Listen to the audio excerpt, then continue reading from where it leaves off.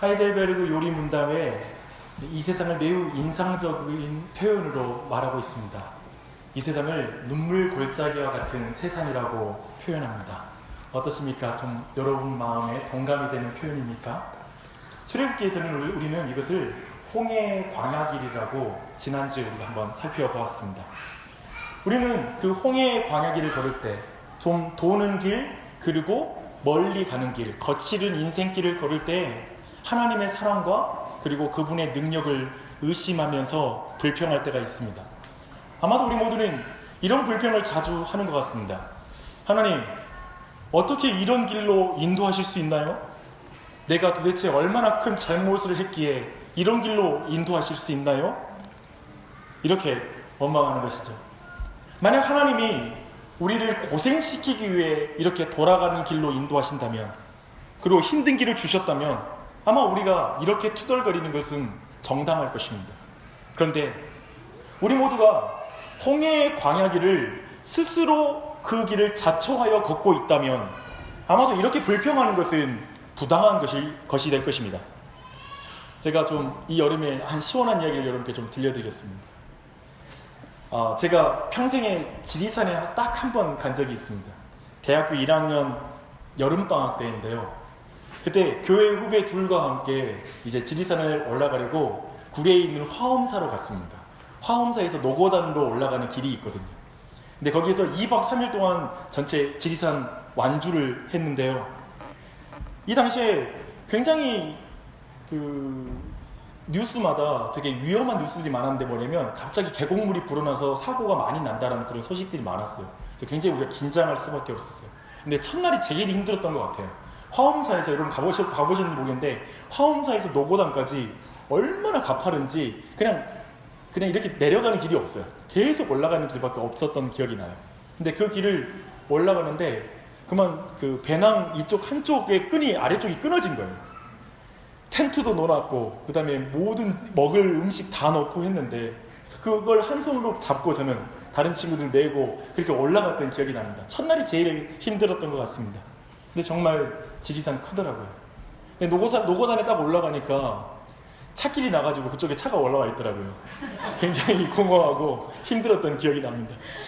근데 정말 등반 내내 긴장하며 갈 수밖에 없었어요. 왜냐하면 그 다음 거리까지 몇십 킬로인데 오늘 저녁 새 떨어지게 도착 못하려면 죽을 것 같은 느낌이 들더라고요. 그래서 정신없이 뛰었어요.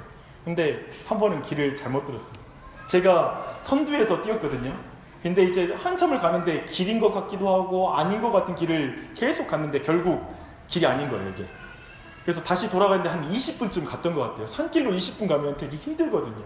그 순간에 너무 같이 갔던 동생들한테 너무 미안한 거예요. 근데 동생들이 한번 버럭하더니만 아무 말 하지 않고 그냥 군소리지 않고 계속 따라오는데 너무 고맙더라고요. 사실 너무 힘들어서 말할 기운이 안 났을 거예요. 그런데 그렇게 하는데 그 친구들이 그 길을 걸어오는데 괜찮아 그러면서 가는데 되게 고마웠어요. 제가 잘못된 길로 인도한 사람으로서 제가 불평할 수 있는 사람은 아니잖아요. 그저 그들이 불평 안 해주고 함께 그 길을 걸어준 거, 함께 좀 헤매주는 것이 너무 고맙더라고요. 홍해의 광야길을 어쩌면 그런 개념의 길이죠. 홍해의 광야에서 길에서 기억할 건, 우리 모두가 기억할 건 뭐냐면 이스라엘 백성은 가나안 땅에 들어가기를 싫어했다는 것입니다. 또 하나님을 신뢰하고 순종하는 것을 이스라엘 백성은 싫어했습니다. 그들은 천국에 들어가면 천국을 지옥으로 만들 인간들이었어요. 가나안 땅에 들어가면 애굽을 세우지 하나님 나라를 세우지 못할 내적 성향을 가지고 있는 사람들이었어요. 그래서 하나님은 그들을 광야 학교에 입학시키신 것입니다. 기억하십시오. 이스라엘 백성이 스스로 광야의 길로 가기를 원했습니다. 하나님은 그들이 방황하는 길에 함께 걸어주셨습니다. 그런데 어떻게 우리가 하나님 앞에 원망하고 불평할 수 있겠습니까? 그런데 그리스도인들은 그렇게 합니다. 우리는 놀라운 능력을 가지고 있죠. 참으로 우리가 고백할 것은 이것입니다. 한번 따라해 보시겠습니까? 하나님, 광야의 길을 함께 걸어주시니 감사합니다. 그렇죠. 홍해의 광야 길을 걸을 때 우리가 기억할 것은 그 길을 걸어주신 하나님께 감사해야지 불평해서는 안 된다는 것입니다. 그렇다면 우리는 이것이 바로 광야학교라면 하나님의 선한 목적이 광야학교에 있다는 걸 우리 모두는 기억해야 됩니다. 광야학교의 목적은 베드로를 이어서 로마의 지도자가 된 클레멘스의 말을 기억할 필요가 있습니다. 홍해를 건넌 후에 만물을 섭리로 다스리시는 하나님의 명령으로 모세는 히브리 사람을 광야로 인도했습니다. 그를 애굽 사람들의 관습에 오래도록 젖어 있던 백성에게서 악을 뿌리째 뽑아내야 했습니다. 광야의 목적은 우리 안에 애굽에서 세상에서 젖어 있는 악들을 뿌리째 뽑아내는 것이 광야의 목적인 것입니다. 우리가 1세기의 지도자의 이야기를 들었다면 지금 우리 시대에 위튼 칼리지의 총장인 필립 그레이엄 라이큰의 말을 들어보십시다.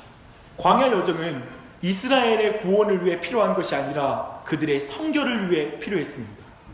우리가 이 땅에서 광야의 길을 걷는 이유는 이 땅에서 구원을 받기 위해서 광야길을 걷는 것이 아니라 이 땅에서 하나님 나라 백성답게 거룩해지기 위해, 거룩하게 하나님을 닮아가기 위해 이 광야길을 건다라고 말할 수 있는 것입니다. 이렇게 보면 광야학교는 매우 의미 있는 것이고, 이 땅은 그저 빨리 떠났으면 좋겠다라고 우리가 생각하는 땅이 아니라 적극적으로 하나님을 닮아가는 장소로 우리에게 주어져 있고, 신자들은 빨리 죽어서 천국 가면 좋겠다는 말을 내뱉는 이 땅이 아니라 적극적으로 이 땅에서 하나님을 더욱 닮아가는 땅으로 변해야 되는 줄 믿습니다. 주 안에 사랑하는 여러분, 이 시간 말씀의 목적은 분명합니다. 우리 안에 젖어 있는 악을 뿌리째 뽑는 것, 그래서 더욱 성결함으로 나아가 하나님을 닮아가는 게 이 설교의 목적입니다. 그래서 여러분 한 사람 한 사람에게 이 광야의 길을 걸을 때 감사함이 회복되는 것, 그리고 이 광야의 여정을 더욱 힘차게 걸어갈 수 있도록 용기를 주고 격려하는 게 이 설교의 목적입니다. 주님의 은혜가 우리 모두에게 넘치길 바랍니다. 오늘 우리가 함께 읽은 17장 1절은 사실 개역 개정판에서는 안 나타나는 한 단어가 있습니다. 맨 처음에 시작되는 단어가 그리고라는 단어로 시작합니다. 성경에서는 기본적으로 관계사는 해석에 있어서 굉장히 중요해요. 왜냐하면 이 그리고라는 이 관계사 자체가 앞의 사건과 관계를 결정해 주므로 이어지는 내용의 의미를 새롭게 하고 강화시키기도 하고 그 의미를 규정해 주기 때문에 그리고는 굉장히 중요합니다. 흥미로운 것은 뭐냐면 16장 1절도 그리고로 시작한다는 거예요. 그렇다면 15장의 마지막에 있는 이야기하고도 연결된다는 거예요. 그렇다면 지금 그리고로 연결된 세 번째 이야기인 거예요. 저는 이것을 수업이라고 말합니다. 광야 여정이 시작할 때 첫 번째 15장 마지막에 있는 수업, 16장 수업, 그리고 17장의 수업, 세 번째 3교시가 오늘 본문이 해당되는 것입니다. 근데 이 15장 마지막에는 출애굽에 한 백성들에게 첫 번째 수업이 있는데요. 방금 전에 바닷물을 가르고 넘어온 이스라엘 백성에게 물이 그 마라라는 땅으로 하나님이 인도하셨다라고 말합니다. 근데 그 마라 땅은 쓴물이 나는 땅이에요. 그래서 마실 수 없는 물이다. 그리고 우리가 어디서 물을 얻을꼬? 라고 이스라엘 백성이 원망합니다. 방금 전에 바닷물을 가르고 자기를 구원한 창조주 하나님의 권능을 받는데도 지금 쓴물에 대해서 불만을 가지고 있는 것입니다.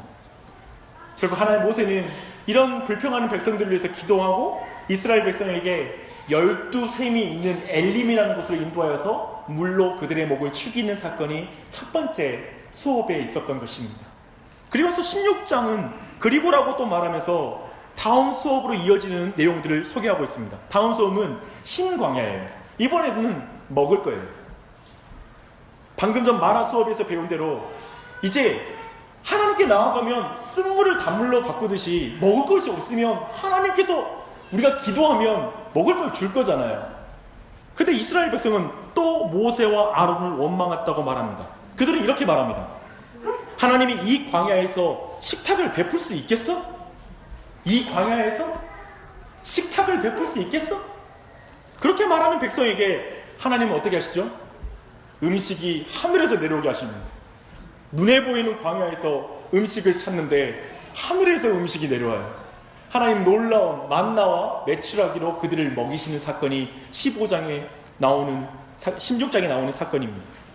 그리고 나서 이제 17장에 또 그리고로 시작하는 하나의 사건을 또 가지고 옵니다. 이 세 번째 레슨이 시작된 것입니다. 하나님이 르비딤이라는 곳으로 인도하셨다라고 성경은 말하고 있는데요. 이제 그곳에 도착하니까 이번엔 뭐가 없냐면 물이 없습니다. 여기서 이 정도 좀 3번 이렇게 3교시까지 우리 듣는 입장에서 어떠세요? 이스라엘 백성과 함께 우리도 좀 볼멘 소리가 마음에서 나오지 않습니까? 하나님, 왜 우리네 인생은 끊임없이 문제가 생기는 것입니까? 그리고 하나 문제 해결되면 그리고 또 오고, 하나 문제 해결되면 그리고는 그 히브리어는 연속적인 동작이에요. 잠시 인터벌을 주고 좀 쉼을 주는 게 아니라 곧바로 한 문제 해결하면 또 문제가 와요. 이것을 풀면 저것이 묶이고, 이것을 막으면 저것이 터져요. 우리는 항상 이것만 해결되면 내 인생 풀리겠는데요 라고 말하는데, 우리에게 이것이 없었던 적이 없지 않습니까? 이것이 인생입니다. 그리고 또한 오늘 본문 안에서 우리가 발견할 수 있는 건, 우리 인생에 부딪히는 문제들을 보면 비슷비슷하다는 것입니다. 일명 먹고 사는 문제입니다. 여기 혹시 아직 예수님 믿지 않으신 분도 계시는데요. 그분들이 실망하실지 모르겠는데요. 그리스도인들이 고민하고 있는 문제는 뭐냐면 세계 복음화, 세계 평화, 인류의 평화, 가난 없는 사회, 이런 게 아니라 그리스도인들이 고민하고 있는 것은 먹고 사는 문제입니다. 다를 게 없어요. 별다를 거 없고 그리스도인들은 별다른 실력으로 자기의 삶을 꾸려가고 있지 못합니다. 놀라운 것은 방금 전에 하나님이 쓴물을 단물로 바꿔줬고, 그리고 잠시 후에, 그러나 그것을 바꿔줬음에 불구하고 잠시 후에 하나님의 백성들은 동일한 문제로 하나님을 원망한다는 거예요. 그리고 하나님께서는 그 부분을 집요하게 짚고 넘어가요. 먹고 사는 문제로 계속 집요하게 그 삶에 수업을 주는 거예요. 그리고 하나님 앞에 기도하지 않는 이상, 하나님을 의지하지 않는 인생들에게 그리고의 수업을 계속 주고 있습니다. 그래서 하나님은 물이 없는 르비딤으로 지금 인도하셨다라고 성경은 기록하고 있습니다. 근데 여기서 하나님이 의도적으로 뭔가를 가르치려고 물이 없는 르비딤으로 인도하셨다라고 한다면, 아마도 이 자리에 인간의 한계를 인정하는 사람, 어쩌면 먹고 사는 문제가 가장 인생에게 중요하다고 생각하는 사람에겐 분들은 아마 이렇게 말할 것 같습니다. 아니, 물이 없는데 당연히 지도자인 모세에게 따질 수 있는 문제 아닌가요?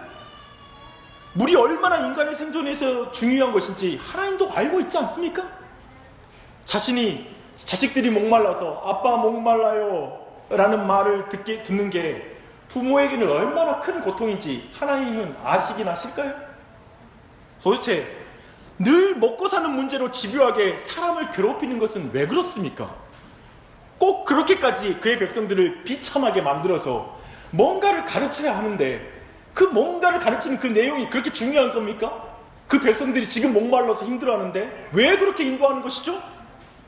그래서 그 상황으로 인도하는 이 하나님에 대해서 몸내 마음에 화가 나고 때로는 역정이 납니다.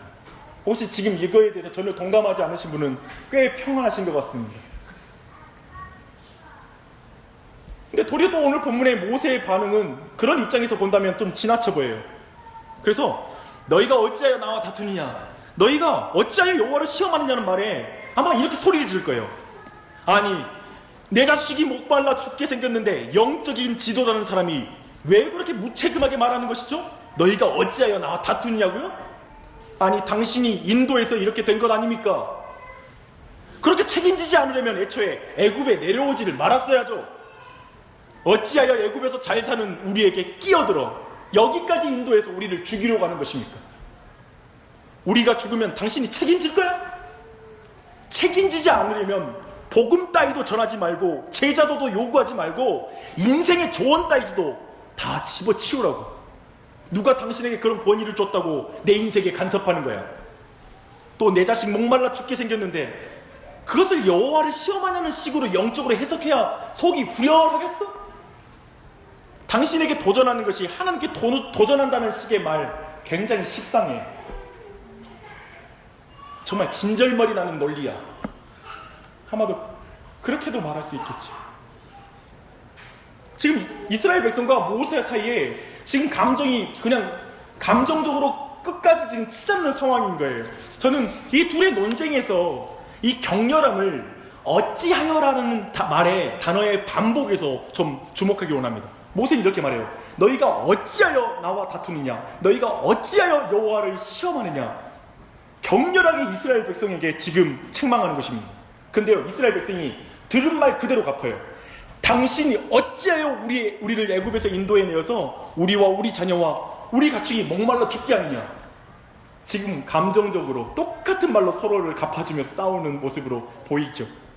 이 상은 우리 모두가 부부싸움 할 때 똑같이 하기 때문에 굉장히 이해되는 본문이시죠, 그렇죠? 죄송합니다. 부부싸움 하나도 안 하시는 분위기예요. 저만 이렇게 했던 것 같습니다. 모세도 너희가 어찌하여라고 말하는데 이스라엘도 당신이 어찌하여라고 이렇게 말을 해요. 참으로 이 장소를 무리바, 곧 다투다라는, 분쟁이다라는 이렇게 이름을 짓는 것은 매우 타당한 것으로 보입니다. 근데 그러나 여기에서 온유한 성품이 정말 깊어졌던 그 모세라는 사람, 그가 어찌하여라는 말을 왜 2번이나 외쳤을까라는 부분을 우리는 좀 더 자세히 살필 필요가 있습니다. 우리는 이 어찌하여라는 모세의 마음을 이해할 때 지금 이 분쟁의 성격이 어떤 성격인지 좀 더 분명하게 이해할 수 있습니다. 그리고 이 안에서 이 다툼이 하나님을 시험하는 것이고 그리고 하나님과 다투는 것이라는 걸 우리가 깊이 알게 될 것입니다. 그리고 이 다툼의 중심에 자리한 핵심이 무엇인지를 알고 거기서 우리 모두가 중요한 하나님의 복음을 만나게 될 것입니다. 한번 더 자세히 보십시다. 모세는 물이 없는 땅으로 인도하신 하나님의 계획에 대한 이해가 있다는 걸 우리는 알 수 있습니다. 하나님은 이스라엘 백성을 인간적으로 의지할 것이 없는 곳으로 인도하셨어요. 인간적으로 의지할 것이 없는 곳으로 인도하셨습니다. 하나님께서는 전폭적으로 하나님을 믿고 의지하는 것을 목적으로 가지고 있기 때문에 그렇습니다. 하나님이 우리를 인도하는 데에는 사실은 광야로 인도하는 걸 그렇게 주저하지 않으십니다. 왜냐하면 하나님의 목적으로 끝까지 이끌어가거든요. 그건 뭐냐면 하나님을 전적으로 전폭적으로 의지하는 신앙으로 이끌어가는 것, 그게 하나님의 목적입니다. 그렇다면 이스라엘 백성은 모세에게 와서 우리에게 물을 주어 마시게 하라는 말을 할 것이 아니라 하나님께 먼저 물을 구해야 하는 게 맞아요. 이미 10가지 재앙 봤잖아요. 홍해가 갈라지는 걸 봤잖아요. 바다에 물이 마르게 했다가 물로 다시 채우는 것도 봤잖아요. 물이 완전히 마르는 것도 봤잖아요. 이 모든 것, 쓴물을 단물로 바꾸는 것도 경험했고요. 그리고 하늘에서 음식이 내려오는 것 또한도 경험했어요. 그렇다면 그런 모세에게 가서, 모세는 한 인간이잖아요. 무력한 인간에게 가서 따지고 논쟁하고 우리에게 먹을 것 내라라고 말할 것이 아니라 하나님께 겸손하게 간구해야 마땅했습니다. 근데 그렇게 하지 않죠. 왜 그랬을까요? 여기서 우리 모두는 아주 근본적으로 이 분쟁은 인간과 하나님의 다툼이었다는 걸 우리가 볼 수 있습니다. 하나님은 그의 백성을 매우 극적인 상황에 인도하시더라도 하나님을 의지하여 하나님으로부터 생명수를 얻어서 그로 말미암아 그들이 행복하고 생명이 풍성해지기를 원하는 게 하나님의 방법이에요. 그게 인간을 만든 목적이고 인간을 구원한 목적이기도 합니다. 그러나 인간은 궁극적인 행복 필요 없어.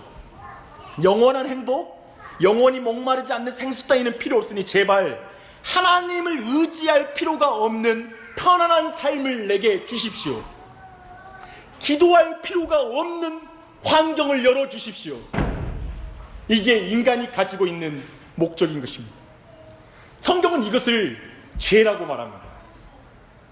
죄는 철저히 하나님을 의지하지 않고 스스로 목마르지 않는 삶을 살고 싶은 인간의 독립선언인 것입니다.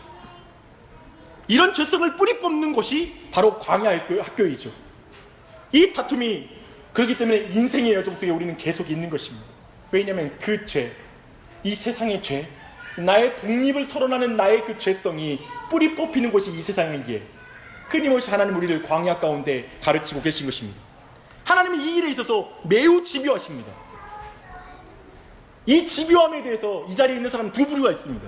첫 번째는 하나님의 이 집요함이 매우 부담스럽고 싫은 사람이 있을 것이고, 이 집요함이 나로 하여금 하나님께서 더 큰 생명의 풍성함을 얻게 하고 하나님 안에서 온전한 만족과 모든 우상을 깨뜨리고 온전한 행복을 누리게 하기 위한 하나님의 사랑을 느끼게 해주는 집요함처럼 느껴지는 사람이 이 자리에 있을 것입니다. 하나님은 어떤 사람이 이렇게 말했습니다. 거룩한 하운드와 같다.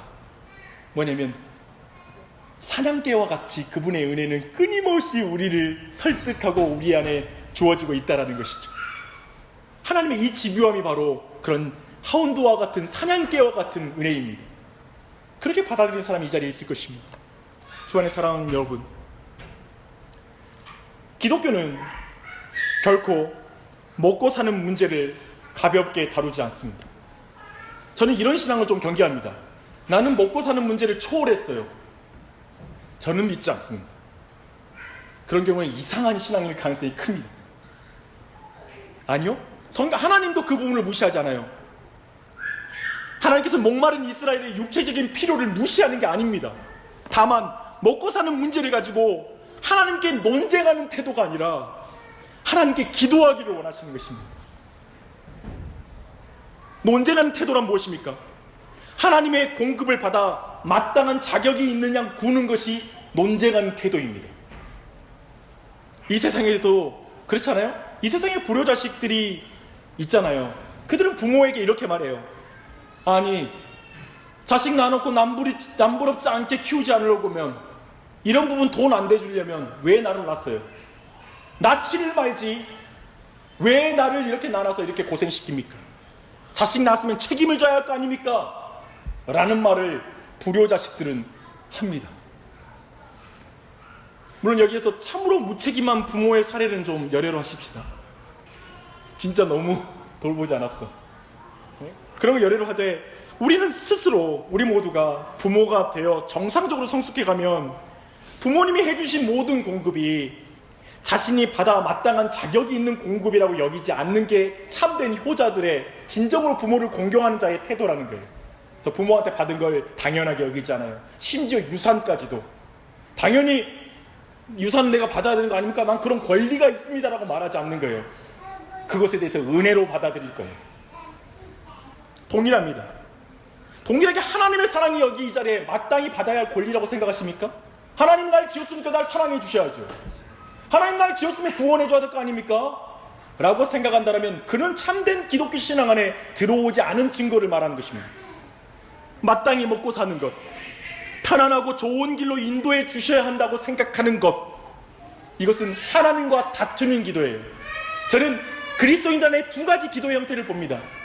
하나님께 마땅히 받을 것이라고 생각하고 기도한 태도, 아주 매우 논쟁적인 태도의 기도와, 아니요, 나는 이런 은혜를 받을 자격이 없어요, 하나님 과분한 은혜예요, 과분한 은혜예요 라고 말하는 그리스도인, 그리고 그렇게 나오는 기도, 이런 두 가지를 우리는 볼 수 있을 것입니다. 사랑하는 여러분, 이런 태도는 하나님께 일과 가정, 교회를 둘러싼 수많은 문제들을 자기가 원하는 방식대로 해결해달라고 요구하는 태도는 논쟁적인 기도의 태도입니다. 그러나 참된 기도의 태도는 하나님께 먼저 기도하며 인내심을 가지고 하나님께서 행하신 것을 기다릴 줄 아는 것, 그게 진정한 기도자의 태도가 되는 것이죠.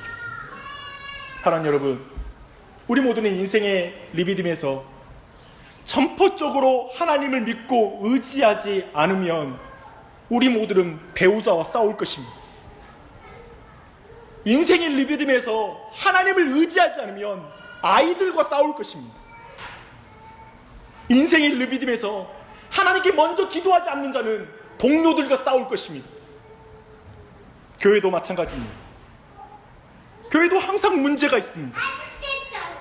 실망할 상황은 항상 있습니다. 그 리비딤에서 하나님만 믿고 의지하는 일에 실패하면 교회는 무리바가 됩니다. 교회에서 그렇게 싸움이 많은 이유는 뭡니까? 논쟁은 많으나 기도가 없지 않습니까? 주 안에 사랑하는 성도님들, 이번에 저희 교회 2017년 윌러브 밑가람을 할 수 있다는 건 교회로서는 참 기쁘고 영광스러운 일입니다. 근데 제가 확실히 사탄이 이것으로 우리 공동체를 흔들 수 있겠다라는 분명한 분별이 되었습니다. 사탄은 이렇게 생각합니다.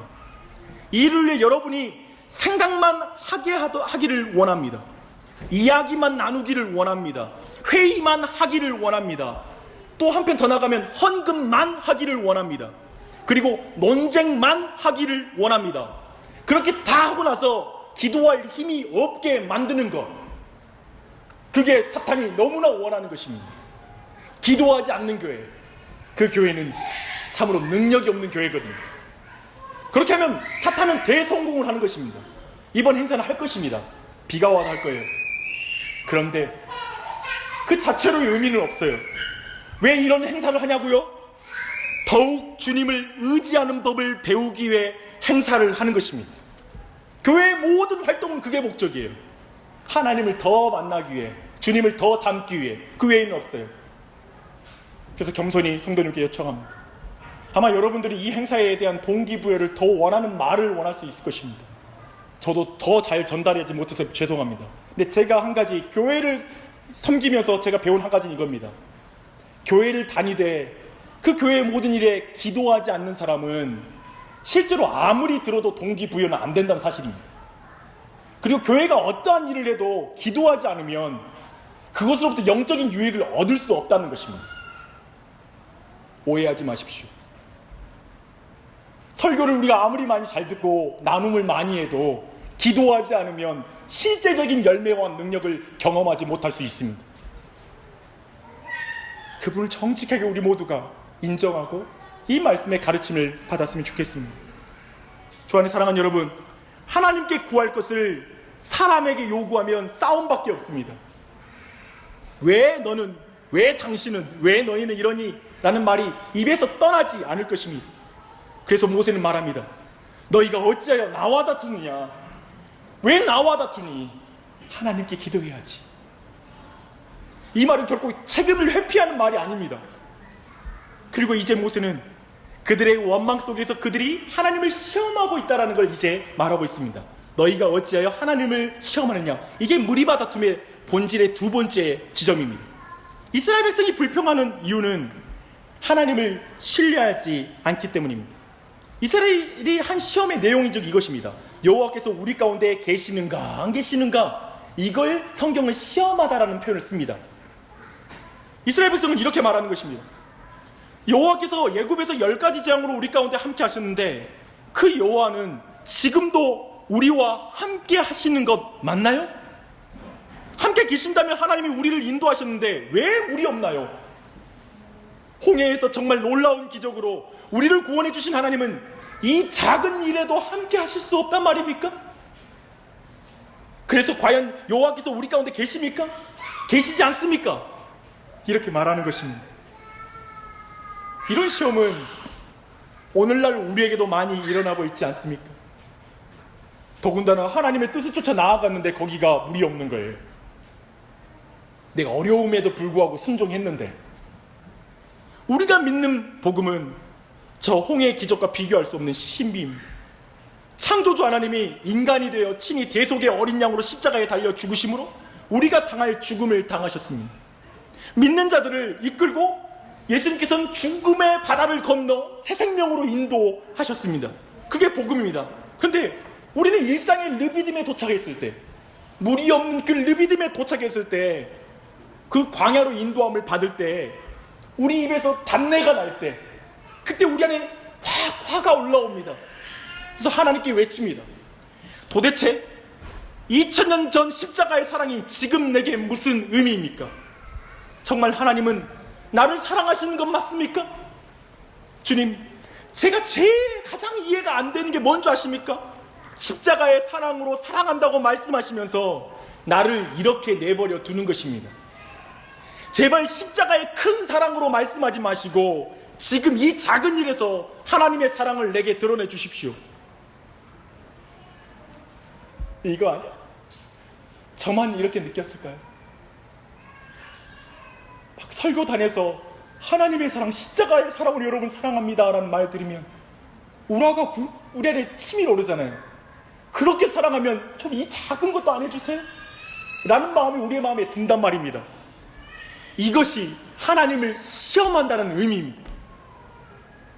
그러면 우리는 하나님을 아주 자주 시험하는 사람들입니다. 그치요? 그래서 매튜 헨리 목사님은 이 부분을 이렇게 설명합니다. 사실 이스라엘 백성은 모세를 사기꾼으로, 아론을 기만자로, 구름 기둥과 불 기둥은 자신들의 감각에 비친 허상이고 환영으로, 그들을 구해내고 섬기고 먹였던 일련의 기적들은 연속된 속임수들로, 그리고 가나안에 대한 약속은 그들에 대한 기만으로 생각한다. 예수님은 우리 모두에게 이렇게 기도하라고 말씀하셨습니다. 시험에 들게 하지 마옵시고. 어쩌면 이 시험에 들게 하지 마옵시고는 여러 가지로 해석될 수 있지만 잠시 이 시험과도 연결시켜 생각해 보십시다. 이 말은 너희 실력으로 시험에 안 들 수가 없다는 말입니다. 아마 이 자리에 여러분의 실력대로 살다가 지금 시험에 들어 앉아있는 사람 있을 것입니다. 그 사람들이 이렇게 말할 것입니다. 여기에 목사가 사기꾼으로 보이고요, 기만자로 보이는 사람은 없습니까?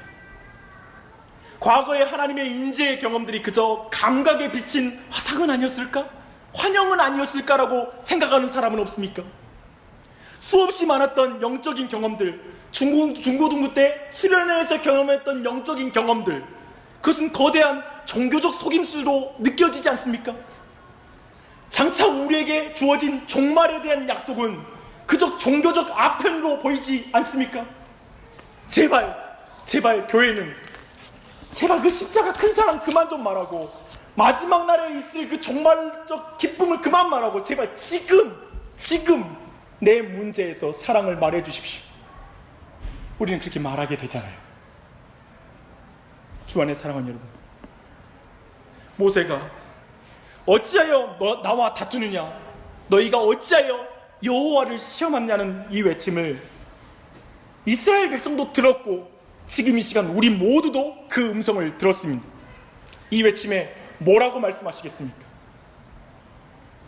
내가 하나님과 다투고 있다, 내가 하나님 앞에 하나님을 시험하고 있다 라고 말하는 자리에 있지는 않습니까?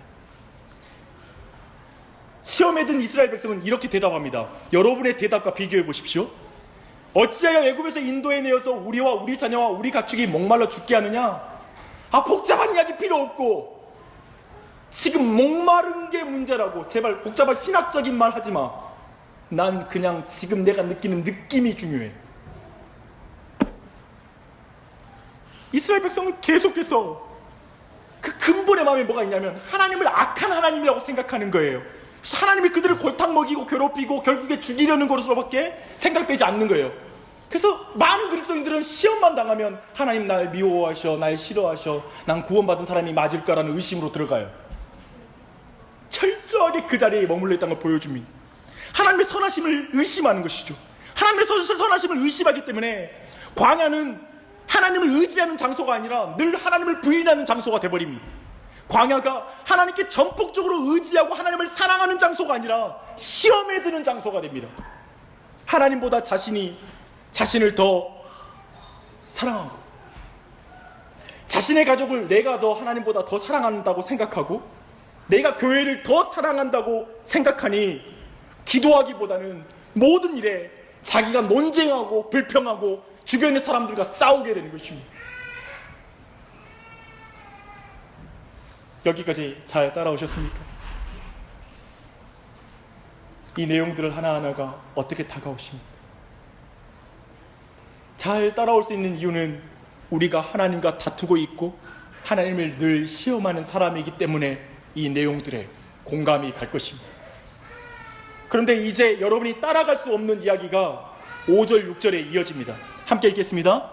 여호와께서 모세에게 이르시되 백성 앞을 지나서 이스라엘 장로들을 데리고 나일강을 치던 내 지팡이를 손에 잡고 가라. 내가 호렙산에 있는 그 반석을 치라. 그것에서 물이 나오리니 백성이 마시리라. 모세가 이스라엘 장로들의 목전에 그대로 행하니라. 하나님은 지금 이 말씀을 누구에게 하는 줄 아세요? 하나님 지금 하나님과 다투고 있고 하나님을 시험하는 사람에게 물을 내시겠다고 모세에게 명령하시는 거예요. 이게 은혜예요. 이것이 은혜입니다. 우리는 얼마나 비참하게, 얼마나 반복해서 하나님과 다투고 하나님을 시험하고 있습니까? 그러나 하나님은 그들에게 반석에서 물을 내는 것입니다. 이 방식이 굉장히 독특해요. 나일강에서 치던 그 지팡이를 들라고 해요. 이건 심판의 지팡이에요. 그 지팡이로 반석을 쳐서 물을 내라고 해요. 반석을 심판하라는 거예요. 이스라엘 백성을 심판하는 게 아니라 반석을 심판해서 물을 내라고 말합니다. 그 의미는 무엇일까요? 고린도전서 10장 1절로 4절에서 이것을 정확하게 사도 바울은 이렇게 해석합니다. 형제들아, 나는 너희가 알지 못하기를 원하지 아니하노니 우리 조상들이 다 구름 아래에 있고 바다 가운데로 지나며 모세에게 속하여 다 구름과 바다에서 세례를 받고 다 같은 신령한 음식을 먹으며 다 같은 신령한 음료를 마셨으니 이는 그들을 따르는 신령한 반석으로부터 마셨음에 그 반석은 곧 그리스도시니라. 그 반석은 곧 그리스도시니라. 사도 바울은 오늘 이야기를 예수 그리스도에게 연결하고 있습니다. 하나님께서는 백성을 내리치셔야 되는데 대신에 반석을 치셨습니다. 그러자 물이 나와서 모든 백성을 구원하였습니다. 그처럼 하나님은 죄인인 우리를 심판하셔야 하는데 우리를 대신해 자신의 아들을 치셨습니다. 예수님이 창에 찔리자 반석에서처럼 옆구리에서 물이 터져 나왔습니다. 그리고 예수님은 우리 모두에게 말씀하십니다. 예수께서 서서 외쳐 이르시되 누구든지 목마르거든 내게로 와서 마시라. 나를 믿는 자는 성경의 이름과 같이 그 배에서 생수의 강이 흘러나오니라. 우리는 불평하고 원망하나 어린 양은 고초를 당하시고 도수장에 끌려가시되 잠잠한 양과 같이 아무런 말씀을 하지 아니하시고 그 십자가의 길을 걸으셨습니다. 우리는 불평하나 그분은 기쁨으로 그 길을 걸으셨고 우리는 불순종하나 그분은 순종함으로 그 마지막까지 완성하시고 내가 다 이루었다, 하나님의 말씀을 다 순종하여 이루었다, 너희들을 위한 모든 구원의 일들을 완성했다.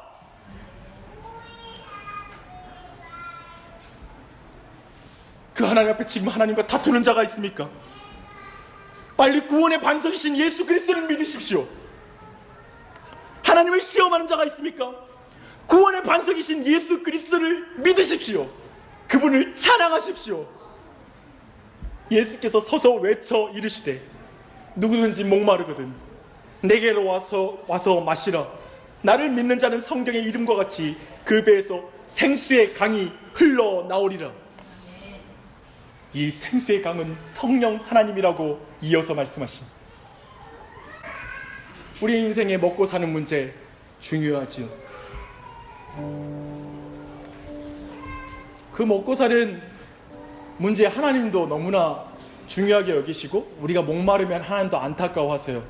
근데 너무 하나님 마음에 안타까운 건 뭐냐면 그 문제를 가지고 하나님께 기도하기를 원하지 우리가 논쟁하는 걸 원치 않으세요. 하나님 왜요? 어떻게 이럴 수 있어요? 라는 말 얼마나 많이 해오셨습니까? 왜요? 어떻게 이럴 수 있어요? 라는 말 대신에 하나님 이 광야길에 나와 동행해 주시니 감사합니다. 그리고 내가 끊임없이 하나님과 다투고 하나님을 시험하는 나, 조금만 어려우면 하나님 계시냐고 말하며 시험하는 나를 위해 자신의 몸을 치시고 찢으시고 보혈을 흘리사 그것으로 나를 먹이시기 원하시는 주님, 이 세상엔 그 누구보다 나를 가장 사랑하사 그 일을 행하신 그 예수 그리스도, 그 복음을 믿습니다. 주님, 내겐 그 은혜가 필요합니다. 예수님을 믿습니다. 주님, 내게 오시옵소서. 날 다스려 주시옵소서. 그 생수 앞에 나아가게 해주시옵소서. 이제 내가 하나님과 논쟁하는 걸 멈추고 기도하는 자리로 나아가게 해주시고 감사하는 자리로 나아가게 해주시고 이제 내가 주님을 믿는 자리로 나아가게 해주시옵소서. 순종하는 자리로 나아가게 해주시옵소서. 이렇게 진실하게 진지하게 자신의 영혼을 보면서 주님 앞에 기도하십시다. 기도하겠습니다. 하나님 아버지 감사합니다. 하나님, 어떤 사람에게는 광야의 저 홍해의 광야길 그 르비딤이 하나님을 부인하는 자리가 되겠지만 은혜를 입은 자에겐 그 자리가 하나님을 붙잡고 기도하는 자리가 될 줄 믿습니다. 오늘 이 자리 가운데 모든 자에게 그 은혜를 베풀어 주시옵소서. 그래, 지금 르비딤에 있는 자들, 무리 없는 자들, 뭔가 결핍된 그 자리에서 하나님과 논쟁하는 것이 아니라 하나님께 기도할 수 있도록 은혜를 베풀어 주시옵소서. 내 기도할 수 있는 그 에너지와 힘은 하나님께서 하나님을 향하여 의심하고 하나님을 시험하고 하나님과 다투는 우리를 위해 자신의 몸을 지신 예수 그리스도의 그 사랑이 우리 눈에 들어와야만 우리는 그 하나님을 선하심을 믿고 기도할 수 있는 용기를 얻게 될 것이고, 다시 한번 내 자신의 모습, 내 자신의 반역적인 모습에 실망하고 낙심하는 것이 아니라 그리스도의 큰 사랑을 바라보며 다시 일어나게 될 줄 믿습니다. 예수님의 사랑을 부어주시옵소서. 모든 의심하는 마음, 주님, 모든 무뎌진 마음, 그 사랑부터 멀어진 마음, 그 마음에 하나님의 사랑을 부어주시옵소서. 그 사랑을 깨닫게 해주시옵소서. 그래서 내가 너를 사랑한다, 죽기까지 사랑했단다, 내 아들을 쳐서 너를 사랑했단다라는 주님의 음성을 듣게 하여 주시옵소서.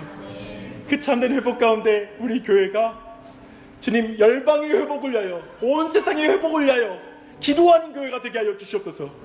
이 도시를 위해서 기도하게 하여 주시옵소서. 결핍된 사람, 죽어가는 사람을 향하여 생수를 나눌 수 있는, 생수를 전하는 교회가 되게 하여 주시고, 그 일 가운데 주님의 영광을 돌릴 수 있도록 은혜 베풀어 주시옵소서. 하나님 사랑합니다. 하나님 찬양합니다. 정말 이 서슬퍼러한 이 피 흘리는 이야기 속에 우리가 그저 웃음이 나오는 건 놀라운 역설적인 사랑 안에 있기 때문에 그렇습니다. 감사합니다. 이 광야의 길에서 하나님을 찬양하겠습니다. 예수님의 이름 받들어 기도합니다.